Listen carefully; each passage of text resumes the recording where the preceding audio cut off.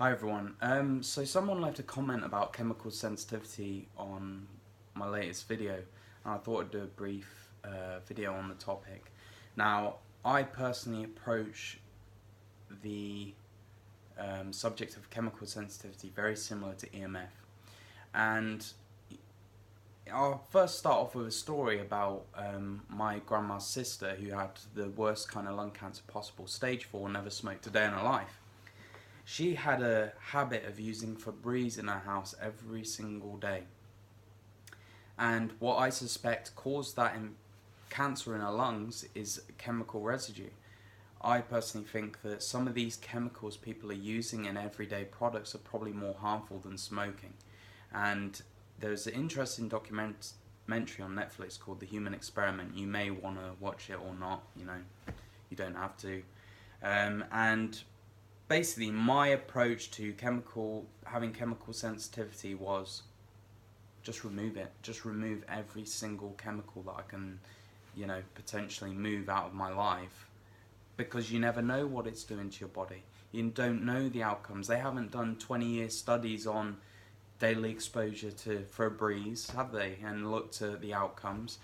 And basically, Human Experiment, what it goes into is the fact that a lot of these products that are on the shelves at your local supermarket are innocent until proven guilty, when, in my opinion, all products used for human consumption and use should be proven innocent, not presumed innocent. So yeah, the approach I went for was eliminating everything. I stopped using deodorant, and you know what? During my illness, I used to have lumps underneath my armpits, and sorry, that was someone posting something through my door. I had lumps under my armpits, and what I started doing was removing any kind of deodorant I was using, any kinds of sprays, anything that was chemical related in my life, and those lumps went away. Now, that could be from an overall improvement in my health, something else I changed in my daily life. I used to have the detox baths and rub clay underneath my armpits to try and draw out anything that was maybe in there. Really, I cannot prove a lot of things that I am recommending in terms of reducing your exposure to chemicals, reducing your exposure to EMFs. This is just, it's better to be safe than sorry. And those lumps went away from me. For me. So if you're somebody that is struggling with these kinds of problems, it's probably best to limit your exposure to chemicals regardless of your reaction to them. If you're not having a reaction to them, I would recommend you probably avoid them as much as you possibly can.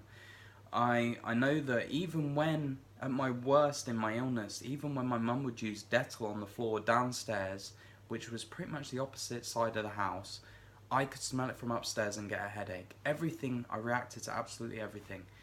And I think that when your body is overburdened, those reactions to chemicals are a very normal and correct response. Your body's overburdened as it is. It's smelling something that it knows is no good for, you shouldn't inhale it at all, and it can't cope with any more burden upon the body, so you react in such a negative way to make you avoid it.